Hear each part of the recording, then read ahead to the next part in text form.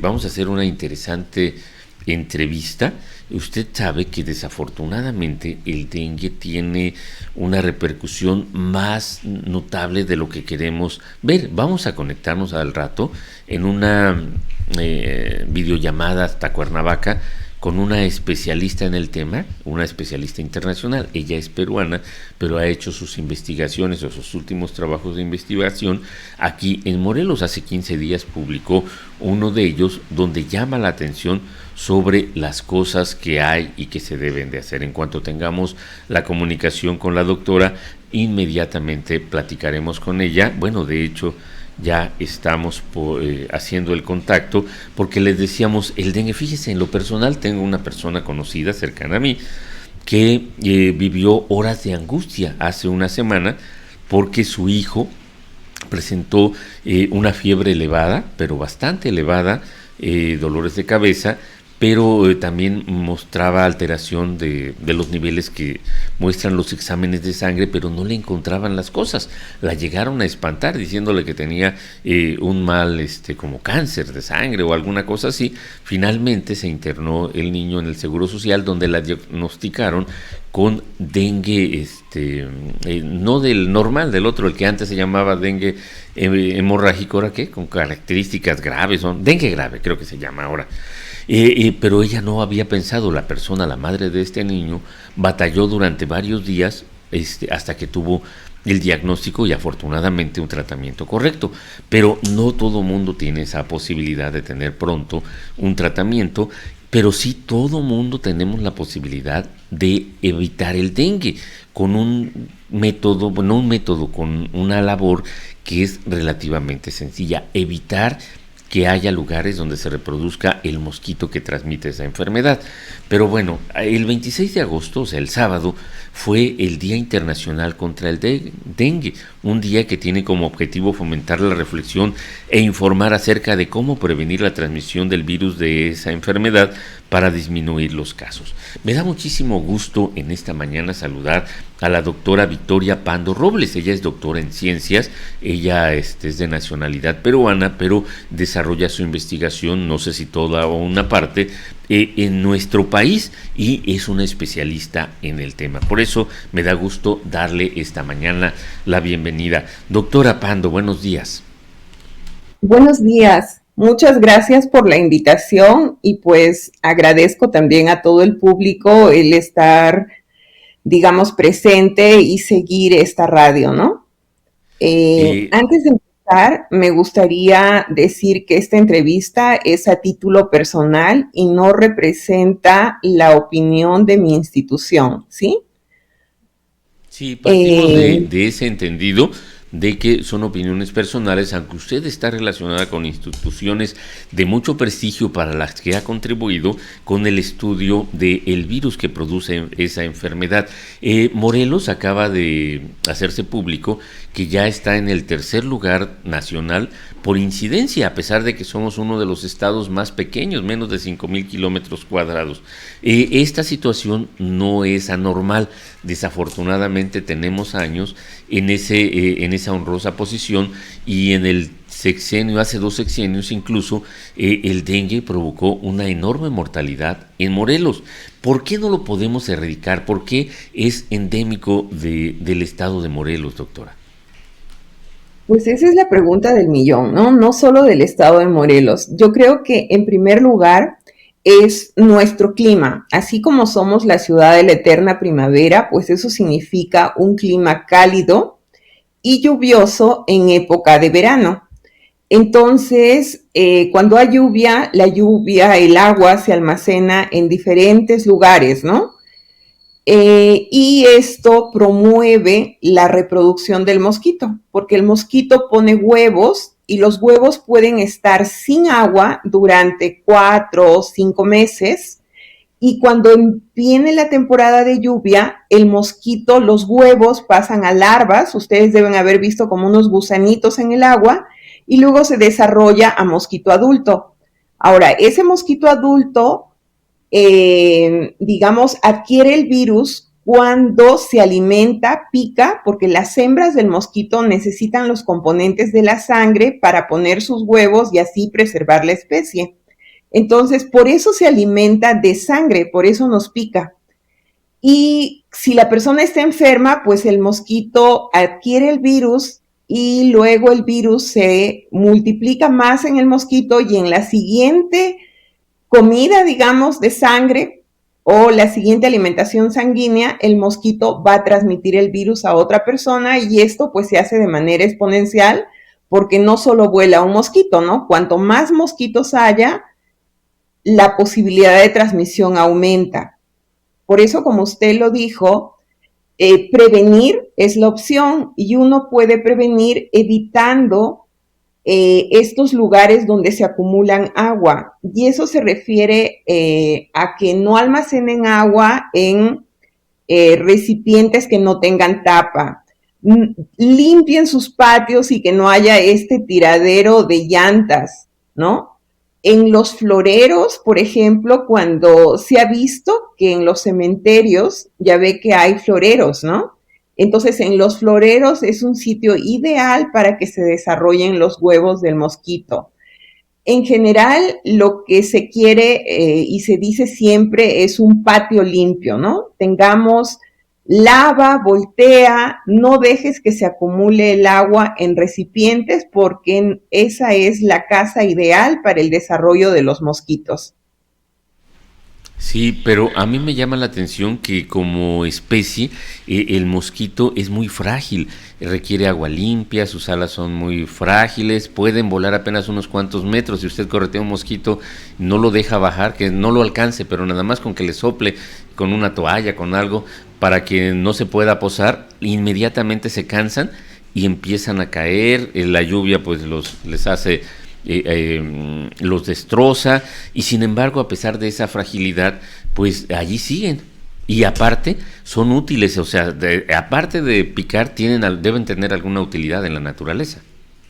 Sí, mire, pues todo en la naturaleza, lo que existe es porque tiene una utilidad, ya ha sobrevivido el paso de los años y toda la presión evolutiva, ¿no?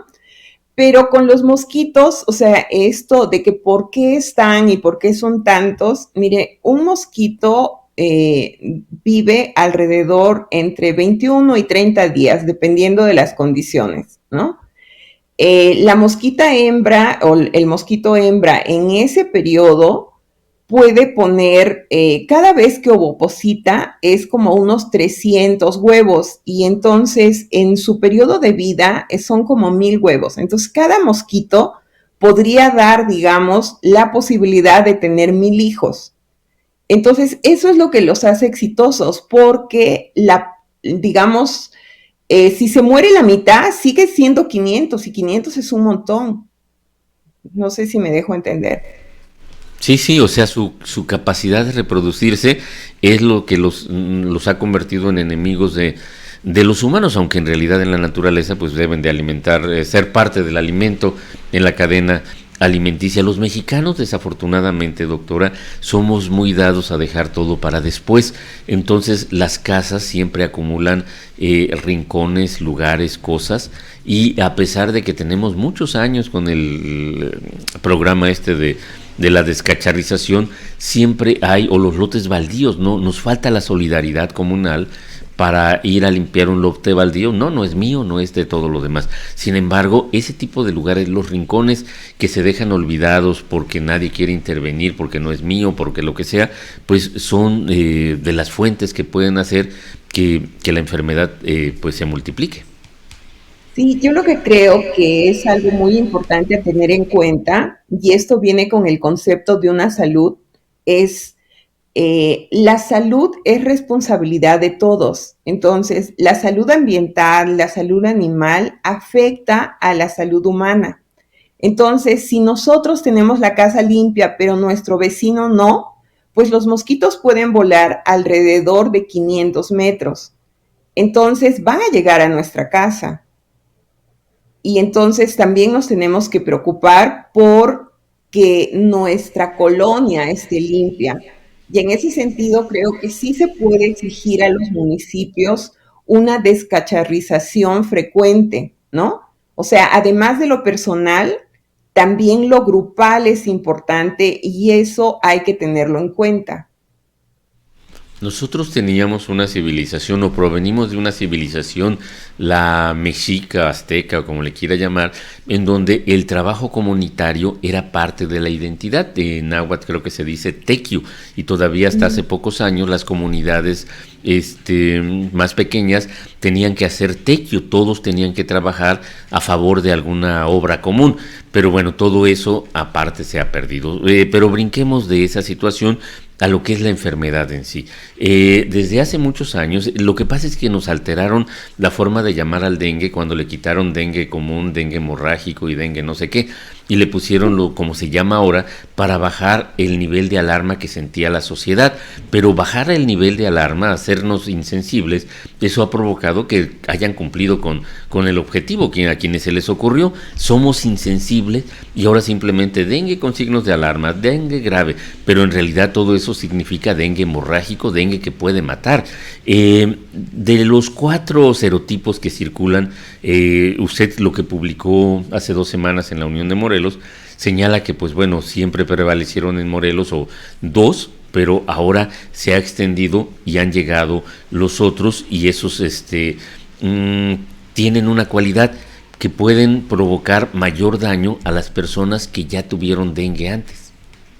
Sí, mire, el dengue es una enfermedad complicada. Quizás no le dan tanta atención porque no causa tantas muertes.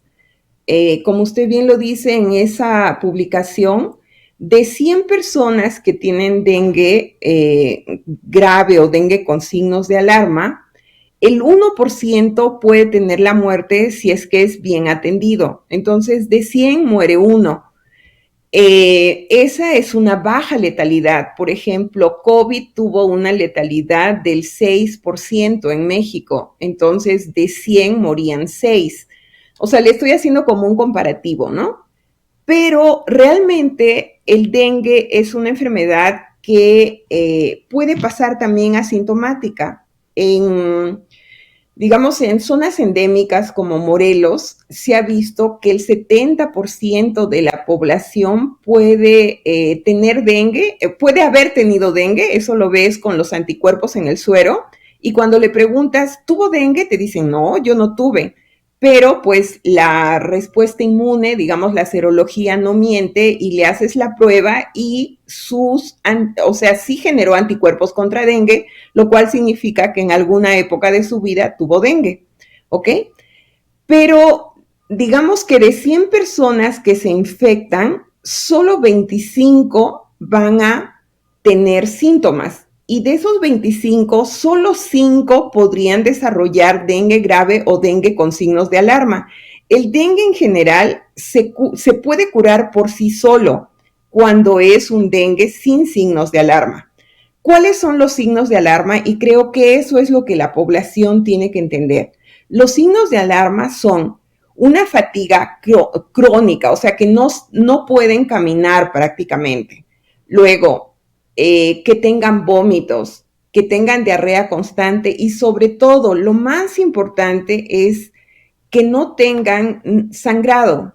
Me refiero a que los ojos no se le pongan rojos, no sangre en las encías, no tengan sangre en las heces.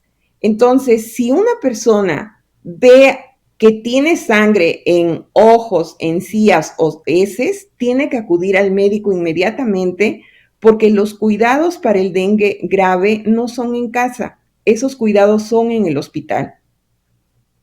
Yo aprendí y me sorprendió, no había tenido idea de que hubiera casos de dengue asintomático y me sorprendió la cantidad de eso cuando usted publicó su artículo, lo leí con mucha atención y hasta antes de eso pensaba que todas las personas que manifestaban dengue era porque les había picado el mosquito, pero que no había otros, o sea, si no presentaban síntomas, no tenían dengue. Y usted me cambió la perspectiva porque estamos hablando de que la gente se cuidaba antes. En el 2000, no recuerdo si fue en 2007 o 2008, tuvimos una epidemia de dengue hemorrágico que mató a más de 100 personas en Morelos. En esa ocasión el gobierno era encabezado por Marco Antonio Adame Castillo, que, ironías del destino, era médico y sin embargo no hizo nada para prevenir la enfermedad. La parte del estado más afectada fue la región sur, Jojutla, Puente de Ixtla, Tlaltizapán, Amacuzac, las zonas más pegadas a las comunidades agrícolas. Pero bueno, de allí la gente instintivamente nos cuidábamos, tiene dengue, no te le acerques. Pero en realidad no que no se le acercara, sino que había que cuidarse de no pasar por lugares donde hubiera dengue. Pero en realidad el dengue está en todas partes porque los asintomáticos pues sobreabundan respecto a los que sí caen enfermos, doctora. Y eso qué bueno que lo captó, y eso es muy importante que también la población lo entienda, ¿no? Realmente el virus dengue no se transmite entre personas, necesita ser transmitido por el mosquito, y el mosquito no es que esté infectado, el mosquito adquiere el virus cuando se alimenta de una persona enferma. Entonces, esos asintomáticos que no sienten nada, pues están deambulando en la calle sin ningún problema y hay mosquitos en la calle y entonces el ciclo continúa. Pero algo que es muy alarmante, y miren, me pasó porque en el condominio donde vivo, un guardia estuvo infectado con dengue, ¿no? Él fue al ISSSTE y en el ISSSTE no le dieron descanso. Y le pregunto, no, pero ¿por qué está acá? Y me dice, es que no me dieron descanso. Si bien el señor no estaba muy mal, pues sí estaba febril, y cuando las personas tienen fiebre, el virus circula más en la sangre. Entonces, si hay un mosquito que se alimenta de esa persona, obviamente el mosquito va a quedar infectado porque con la sangre del humano también captó al virus. Entonces, a esa persona que no le dieron el descanso, pues va a seguir diseminando el virus cuando se encuentre con un mosquito. Debería de estar en resguardo para que, pues sí, la difusión de la enfermedad, al menos por los piquetes de mosco, se frenaran. Fíjese que este país nos hacen trabajamos, tenemos una de las jornadas laborales más largas del mundo. Cuando en Corea, hace como 2 meses, los jóvenes se rebelaron contra un cambio de ley que ampliaba los horarios de trabajo, el número de horas que debería de trabajarse en un turno. Los jóvenes protestaron porque decían que ya no tenían vida, y la información que consignaba eso en el periódico El País, donde yo lo leí, decía que solamente pocos países superaban las jornadas de trabajo de Corea, donde Corea tiene una disciplina laboral como tipo japonés o China. Dice, pocos países superan ese horario, entre ellos México. Nosotros tenemos uno de los horarios más extendidos. La seguridad social, laboral y todo lo demás está encaminada a que trabajemos más que descansemos. Entonces, sin embargo, estamos afectando la productividad con el hecho de que alguien que padece dengue diga, no, pues nada más tantita calentura y órale, pastillita y a trabajar. Y ese es un enfoque que nosotros no tenemos y que su mirada usted nos las acaba de revelar, doctora. Pero no es solamente con dengue, también es con, por ejemplo, ahora seguimos viviendo la pandemia de SARS-CoV-2, pues realmente una persona que tiene síntomas respiratorios, pues debe de dejar de ir al trabajo para no seguir diseminando el virus, porque ahí sí es que la persona cuando habla, el respirar y el expirar hace que uno esté circulando el virus en el ambiente, ¿no? Y ahí no necesitas un mosquito, es solo tú, ¿no? Y, por ejemplo, cuando era totalmente obligatorio usar el cubrebocas, pues bajaron todas las enfermedades respiratorias, no solo COVID, también influenza. Entonces, realmente por eso es muy importante que las personas nos empoderemos de nuestra salud y además también tengamos claro que si nosotros nos cuidamos, cuidamos a los demás. Por eso también es importante las vacunas. Sí, definitivamente, para las enfermedades que lo tienen. La enfermedad de la que estamos hablando No es difícil tiene. hacer una vacuna porque es un virus que, bueno, como todos los virus, se multiplica con más rapidez de lo que lo alcanzan a estudiar. Sí. Sí, ahora, un caso, algo importante entender para el caso de la vacuna de dengue, como hay 4 serotipos de dengue y nuestro sistema inmune los reconoce individualmente, entonces, por ejemplo, en la primera infección, si te da, si digamos, adquieres el virus dengue uno, vas a tener anticuerpos contra el dengue uno. Entonces, si viene otro mosquito y te pica con dengue uno, tú vas a poder neutralizar y no vas a tener la enfermedad, digamos, o vas a tener una enfermedad leve. Sin embargo, en una segunda infección puede venir puedes infectarte con un virus del serotipo 2. Entonces, los anticuerpos del serotipo 1 que tú generaste en la primera infección no reconocen a los del serotipo 2, pero lo medio reconocen y se unen a él, ¿no? Y entonces ingresan a la célula huésped, a tu célula humana, por otra vía. Entonces tienes la vía normal de entrada del virus y tienes una vía adicional. Entonces hay una mayor infección. Y esa mayor infección, pues te causa, digamos, mayor enfermedad, por decirlo de una manera simple, y eso está asociado a tener las formas graves, o sea, el dengue grave, el dengue hemorrágico, ¿ok? Entonces, cuando en una región circula, digamos, en Morelos en los últimos 7 años, ha circulado el serotipo 1 y 2, pero este año entró el serotipo 3. Entonces, las personas que antes se infectaron con 1 y 2 y ahora hay una posibilidad de que se infecten con serotipo 3, pues tienen un mayor riesgo de presentar dengue severo. Por eso es muy importante los signos de alarma y realmente eh, esta definición que viene desde, aquí en México está aplicada desde el 2015, sí contribuyó a bajar la letalidad. ¿Sabe por qué? Porque los médicos solamente era dengue, dengue normal y dengue hemorrágico. Y entonces ya los pacientes llegaban muy tarde al hospital cuando ya tenían pues un choque por la extravasación de plasma, que es la forma más grave de esta enfermedad, lo que hace la enfermedad. Entonces, cuando ponen los signos de alarma, ya hay una alerta. Y es muy importante, por eso les digo que si ustedes tienen los ojos se les ponen rojos, sangran las encías o tienen sangrado en las heces, ese es un signo de alarma que los debe de obligar a ir al hospital. Para que nuestro público, el público de Cadena Sur, sepa con quién hablamos, se trata de la doctora Victoria Pando Robles, quien obtuvo su licenciatura en química en la Universidad Peruana Cayetano Heredia en 1987. Ella trabajó en la industria por 5 años y en 1992 regresó a la academia como profesor asociado en el Instituto de Medicina Tropical Alexander von Humboldt de Lima, Perú. Luego realizó sus estudios doctorales en el programa de Ciencias Bioquímicas del Instituto de Biotecnología de la UNAM, que está en Cuernavaca, bajo la dirección de la doctora Susana López Charretón, donde obtiene el grado de doctora en Ciencias el 31 de enero del 2002.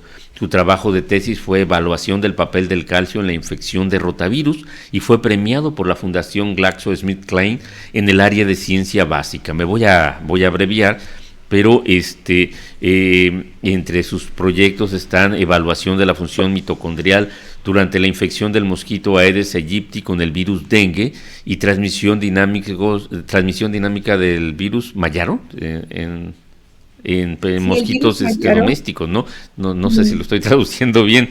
Sí, sí. Desde el 2002 ha publicado 30 artículos científicos en revistas internacionales arbitradas y es autora de artículos de divulgación en revistas y libros en español. Apenas publicó hace 2 lunes en la Unión de Morelos, en la sección de ciencia que emite la Academia de Ciencias de Morelos, y ha realizado estancias académicas en la Universidad de Columbia, en la Universidad de California, y como profesora ha impartido más de 30 cursos a nivel licenciatura y posgrado, que relacionados con virología, enfermedades infecciosas y proteómicas. Así es de que la doctora es una más que especialista en el tema y le agradecemos que haya tenido esta charla con nosotros, aunque no sé si haya algo más que agregar, doctora, sobre el tema. Pues un poco recomendar a las personas que si tienen algún signo de alarma vayan al hospital, eso es muy importante, ¿no? Porque la letalidad, digamos, está aumentando estos últimos 10 años, ha aumentado en México de 0.8, o sea, menos de una persona que moría al año, ha aumentado a 2.6, o sea, como casi 3 personas que mueren al año. Y aunque es una cifra baja, pues no tiene nadie por qué morirse, porque esta es una enfermedad que se puede, digamos, curar por sí sola o curar si es que la persona es atendida a tiempo. Otra cosa importante que tengan en cuenta es que las personas que tienen un mayor riesgo de dengue grave son las mujeres embarazadas, los infantes, o sea, niños menores de 4 años, los adultos mayores, mayores de 60 años, y las personas que presenten comorbilidades como diabetes, hipertensión, enfermedad renal y asma. Entonces, si estas personas se infectan con dengue o tienen sospecha de infección, acudan al médico. Pues lo que nos acaba de decir es otra de las importantes aportaciones que ha hecho en esta mañana, porque el 10% de la población, por lo menos en México, padece de diabetes y Así pues es. otro tanto de hipertensión, en fin, ya está hablando de que hay mucha población en riesgo y que el dengue no puede ser algo que podamos soslayar, ignorar, decir a mí no me da, ya le dio a él, pero a mí no me da por esto, por lo otro, sino que el dengue es un problema de salud pública, pero que tiene una solución también pública o comunitaria. Entre más participemos para combatir al mosquito que la transmite, pues más sanos estaremos. Así es. Doctora, muchísimas gracias por su participación y esperemos que no sea la última. Muchas gracias por la invitación. Buen día a todos.